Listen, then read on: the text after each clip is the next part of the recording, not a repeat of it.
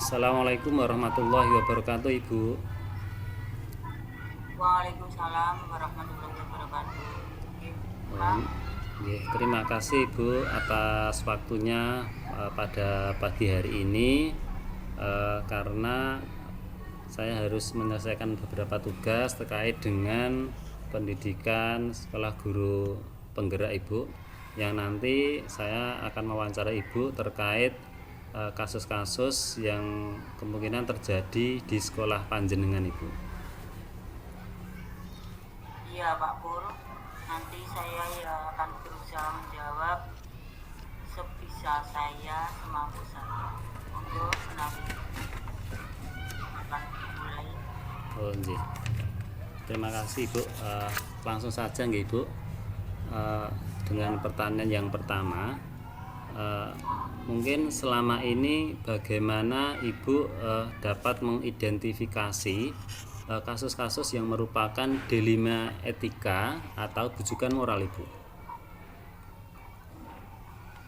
Pak, saya melihat bahwa dalam kasus dilema etika, yaitu benar lawan benar, merupakan situasi yang terjadi ketika harus memilih dan memutuskan antara dua pilihan itu benar secara moral tetapi bertentangan satu sama lain.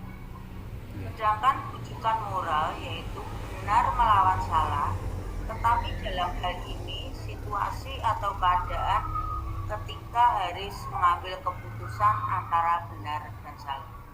Oh, seperti itu Bu. Oke. Selanjutnya Ibu, selama ini bagaimana panjenengan menjalankan pengambilan keputusan di sekolah panjenengan, terutama untuk kasus-kasus di mana ada dua kepentingan. Kepentingan itu kepentingan yang sama, benar atau sama-sama mengandung nilai kebajikan Ibu. Ya, tentunya dalam mengambil keputusan suatu kasus dilema etika, terlebih dahulu yang saya lakukan adalah mengumpulkan fakta yang terjadi, siapa yang terlibat, menganalisa benar salahnya, lalu membuat alternatif solusi dalam memutuskan permasalahan tersebut tentunya. Melihat lagi keputusan atau merefleksi keputusan yang telah diambil. Begitu Pak kira-kira. Oh, nggih. Selanjutnya Ibu, langkah-langkah atau prosedur seperti apa yang biasa panjenengan lakukan selama ini Ibu? Ya, langkah-langkah yang biasa saya lakukan itu hampir sama dengan jawaban tadi, antara lain mengumpulkan fakta pendukung, lalu siapa yang terlibat, kemudian menganalisa benar salahnya, lalu membuat alternatif solusi dalam memutuskan permasalahan tersebut, dan tentunya melihat lagi keputusan atau merefleksi keputusan yang telah diambil agar kedepannya lebih tepat dalam suatu kasus yang sama. Oh, seperti itu nggih. Selanjutnya Ibu, hal-hal apa saja yang selama ini panjenengan anggap efektif dalam pengambilan keputusan pada kasus-kasus dilema etika Ibu? Ya, bagi saya melakukan analisa kasus, kemudian menentukan solusinya sesuai dengan peraturan atau norma yang berlaku, dan mengedepankan kepentingan umum. Dalam hal ini, solusi harus benar-benar bermanfaat bagi semua yang berkepentingan dalam jangka panjang. Seperti itu. Nggih. Selanjutnya Ibu, hal-hal apa saja yang selama ini merupakan tantangan dalam pengambilan keputusan pada kasus-kasus dilema etika Ibu? Tantangan dalam pengambilan keputusan kasus dilema etika adalah masalah tersebut mempunyai nilai yang sama pentingnya biasanya, tapi harus ada yang didahulukan, serta adanya peraturan-peraturan yang benar-benar dipenuhi dan tak kalah pentingnya adalah menjunjung nilai rasa. Oh nggih. Berarti dalam penilaian kasus biasanya nanti rasa tetap digunakan nggih Ibu? Iya, Oh. kita tentunya tidak bisa meninggalkan rasa. Oh nggih, seperti itu. Nggih. Selanjutnya Ibu, apakah panjenengan memiliki sebuah tata kelola atau jadwal tertentu dalam sebuah penyelesaian kasus dilema etika, dan apakah panjenengan langsung menyelesaikan di tempat atau memiliki sebuah jadwal untuk menyelesaikannya, atau bentuk atau prosedur seperti apa yang panjenengan jalankan Ibu di sekolah? Selama ini dalam pengambilan keputusan suatu kasus dilema etika, saya tidak mempunyai jadwal yang khusus. Karena namanya masalah kan tidak dapat diprediksi dan kapan datangnya. Kadang-kadang beriringan, kadang-kadang mendadak. Jadi kita tidak bisa memprediksi kapan masalah itu sendiri datang. Jadi jika masalah itu berat, maka akan saya dahulukan dan dibahas dalam forum musyawarah bersama-sama Bapak Ibu guru. Dan apabila benar-benar sulit, saya mengundang pihak komite untuk membantunya dalam mengatasi masalah itu sendiri. Oh, jadi Itu Pak kira-kira. nggih, berarti tidak hanya Bapak Ibu guru saja nggih intinya nggih. Iya, kita tetap mengedepankan musyawarah untuk mencapai mufakat dalam mengatasi masalah. Oh, nggih. Selanjutnya Ya, Ibu, kalau dari pihak sekolah tidak bisa menyelesaikan, tentunya kita bisa mengundang pihak lain, misalnya komite, oh gitu, seperti itu nggih. awas.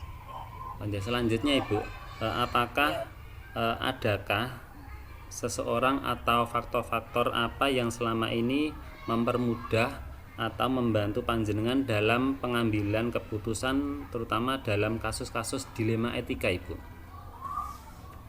Tentunya ada Pak, ada sebagai misal saya mengajak warga sekitar, wali murid, atau mengajak orang-orang yang mempunyai kedekatan personal dengan orang yang mengalami permasalahan.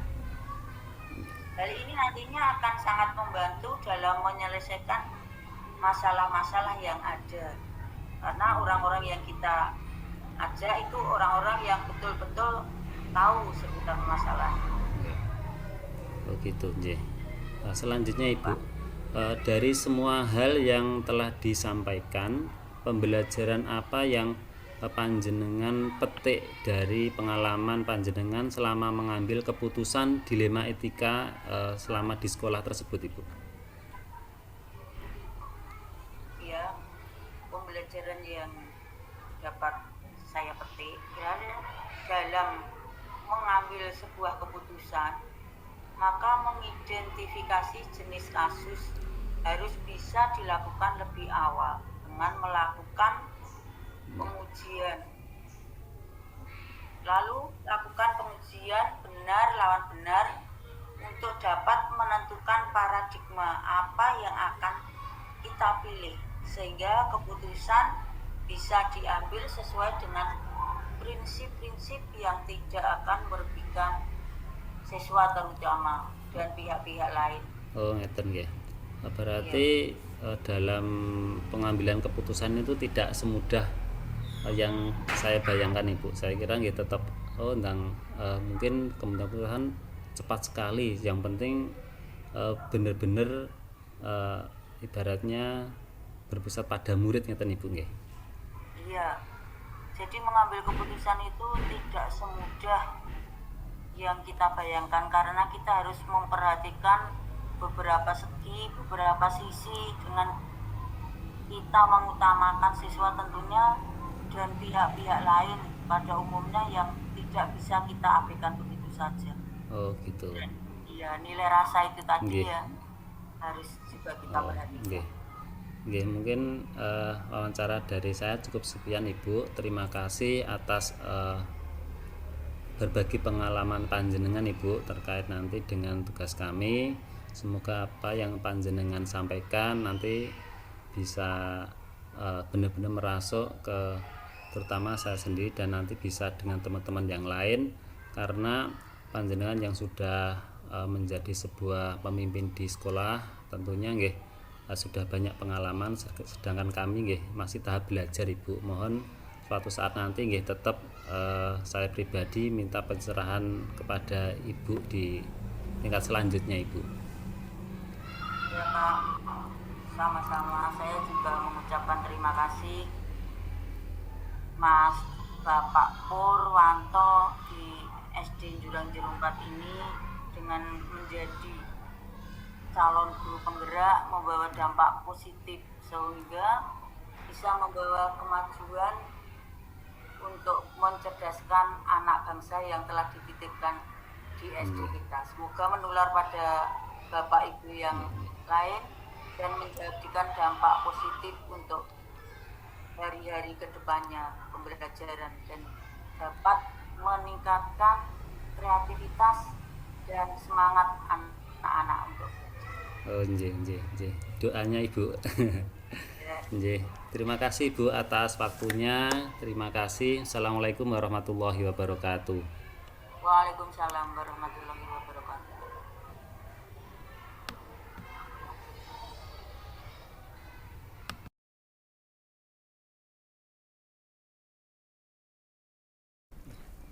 Assalamualaikum warahmatullahi wabarakatuh Bu Isti. Waalaikumsalam warahmatullahi wabarakatuh Pak Pur. Gimana kabarnya Bu Isti hari ini? Alhamdulillah. Saya Pak Pur pripun? Alhamdulillah juga sehat Ibu. Sebelumnya saya ucapkan terima kasih Bu sudah meluangkan waktunya untuk melakukan wawancara sebagai tugas saya Ibu. Iya Pak Pur. Ini langsung saja nggih Bu nggih.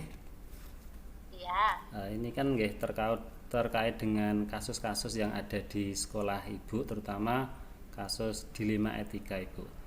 Untuk nanti penanganannya seperti apa, monggo nanti saya butuh masukan dari panjenengan. Kode yang pertama, selama ini bagaimana panjenengan dapat mengidentifikasi kasus-kasus yang merupakan dilema etika atau bujukan moral Ibu? Oke Pak Pur, saya akan menjawab sesuai dengan pengalaman ya. Memang saya tergolong baru sebagai seorang pemimpin di sebuah institusi pendidikan ya, yaitu di sekolah dasar. Meskipun baru, tentunya ada tidak sedikit kasus yang saya dapatkan. Jadi ketika saya mendapatkan kasus, hal yang saya lakukan yaitu yang pertama yaitu mengidentifikasi terlebih dahulu Pak.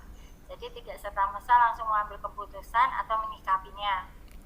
Nah, setelah mengidentifikasi tersebut, kemudian dari hasilnya saya akan memetakan apakah itu yang termasuk dilema etika ataukah bujukan moral. Nah, biasanya untuk mempermudah itu dibuat aja daftar Pak. Apalagi saya sudah mendapatkan ilmu ya tentang dilema etika dan bujukan moral. Ketika kita sudah membuat daftar itu akan lebih mudah Pak.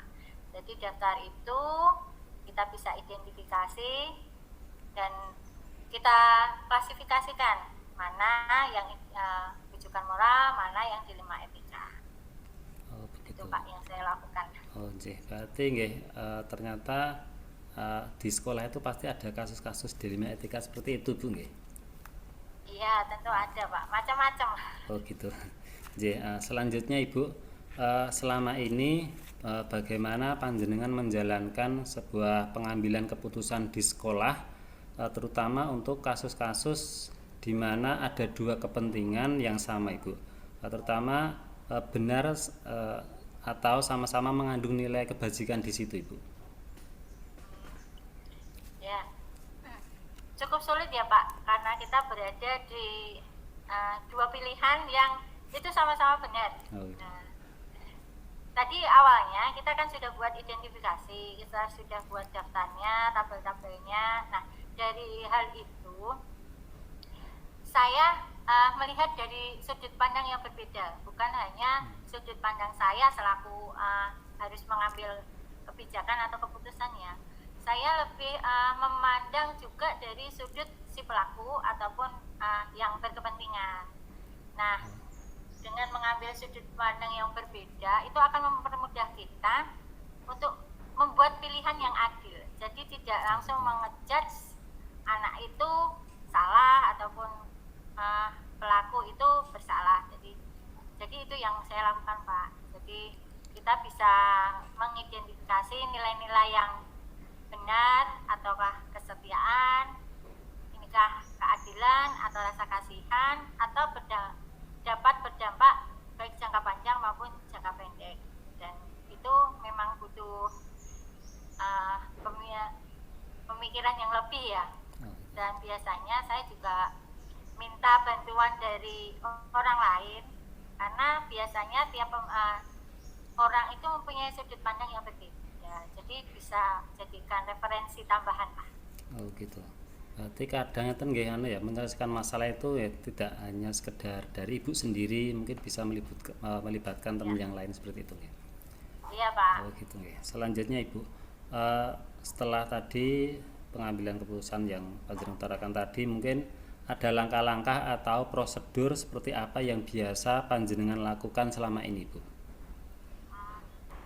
Yang pertama tadi kan mengidentifikasi, Pak. Iya. Nah, tapi sebelum itu identifikasi yang saya lakukan yaitu pertama menentukan terlebih dahulu permasalahannya. Karena kalau permasalahannya kita tidak tahu, jadi kita tidak bisa mengambil kesimpulan yang tepat. Nah, ketika permasalahannya sudah tahu, nah kemudian kita telaah ya sesuai dengan kemampuan bernalar kita, menimbang secara sadar dan akhirnya memilih kebenaran yang paling kecil atau ketidakmanfaatnya, atau yang mana yang besar manfaatnya. Jadi kan tetap antara benar dan benar harus kita prioritaskan mana yang lebih urgent, seperti itu.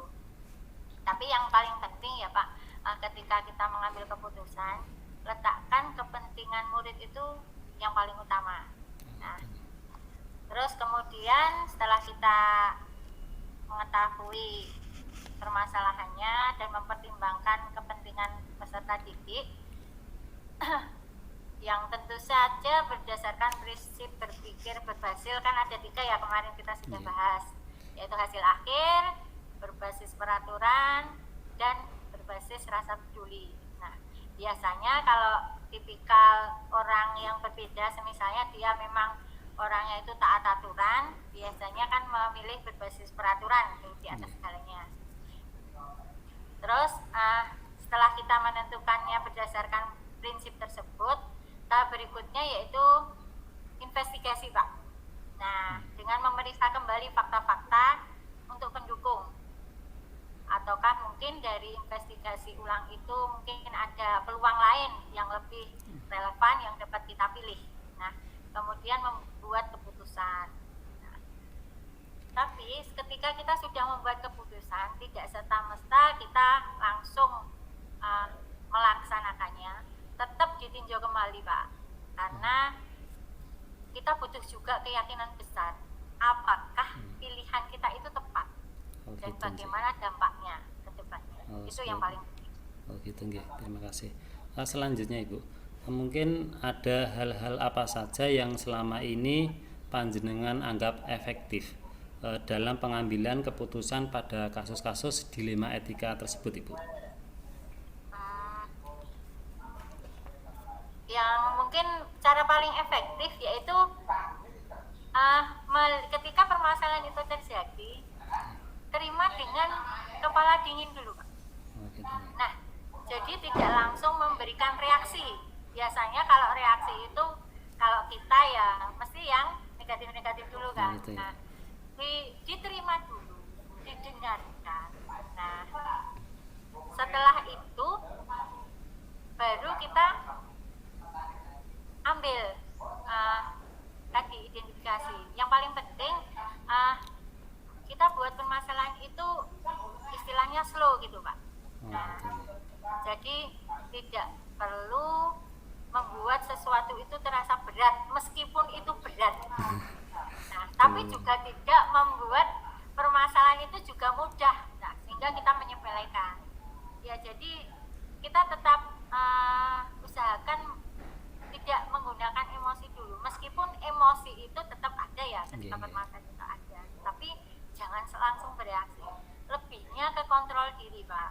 Nah, ketika kita bisa mengontrol diri kita, insya Allah nanti ilmu yang kita dapat tentang bagaimana cara atau langkah mengambil keputusan itu insya Allah tetap jalan. Nah, karena kita tahu emosi itu akan mematikan akal pikiran kita. Nah, jadi kunci saya sih sebenarnya yang paling efektif yaitu dengan menganggap permasalahan itu tidak berat gitu aja. Jadi lebih ke kontrol kita ya. Yaitu mungkin itu, Pak. Berarti terkait dengan beberapa kasus itu terutama nggih kontrol dari mungkin panjenengan sebagai kepala sekolah itu harus benar-benar peka gitu nggih. Iya. Oh gitu. Dan itu kunci, Pak. Jangan melihat atau menyikapi suatu permasalahan dari satu sudut pandang. Karena kalau kita memberikan permasalahan itu dari satu sudut pandang, jadi dari sudut pandang itulah kita hanya bisa membuat keputusan. Nah, terkadang sudut pandang itu tidak sesuai dengan sudut pandang yang lainnya. Dengan pertimbangan tadi nggih, sesuai dengan pertimbangan yang panjenengan utarakan di awal tadi. Ya. Selanjutnya hal-hal apa saja yang selama ini merupakan tantangan Ibu, merupakan tantangan dalam pengambilan keputusan pada kasus-kasus dilema etika. Nah, namanya aja dilema ya, Pak. Iya. Dilema etika, padahal itu jelas benar dan benar. Tapi kita diminta untuk memilih mana yang lebih penting kayak gitu. Jadi mungkin galaunya ini di sini, Pak, tantangannya, Pak. Ya. Ketika kita mengambil keputusan dan itu benar dan benar, otomatis tidak akan bisa memfasilitasi ataupun memuaskan semua pihak. Nah, itu pasti ya, Pak. Nah, karena tidak bisa memuaskan semua pihak, tapi kita memilih pihak yang paling banyak diuntungkan atau lebih bermanfaat. Nah, nanti tantangannya akan lebih bagaimana cara memahamkan terhadap orang-orang yang merasa terkecewakan. Jujur membuat orang kecewa itu dan kemudian untuk mengembalikan kekecewaan itu ada tantangan. Nah, meskipun itu nanti kembali ke diri masing-masing kan. Nah, mungkin tantangannya di situ. Agar orang tersebut tetap menjalankan keputusan dengan ikhlas. Nah, itu cara memahamkannya terhadap orang-orang yang sebagian kecil itu loh. Padahal itu sama-sama benar pun ya tetap ada tantangan tersendiri. Iya, Pak. Iya, manusiawi, Pak. Ketika kita kecewa itu manusiawi. Oh, nggih, seperti itu, nggih. Selanjutnya, Ibu, mungkin apakah panjenengan memiliki sebuah tata kelola atau jadwal tertentu dalam sebuah penyelesaian kasus dilema etika, dan juga apakah panjenengan langsung menyelesaikan di tempat atau memiliki sebuah jawaban atau jadwal tertentu untuk menyelesaikannya, terutama dalam bentuk atau prosedur seperti apa yang panjenengan jalankan, Ibu? Kalau menghadapi dilema etika, kita nggak mungkin bisa menjadwal kapan itu harus diselesaikan ya, Pak ya. Karena yang namanya masalah itu datang itu mendadak. Siapa sih yang mau dapat masalah? Oh, tanggal segini kita dapat masalah, enggak kan, Pak? Nah, karena bentuknya urgent, tergantung ya, Pak.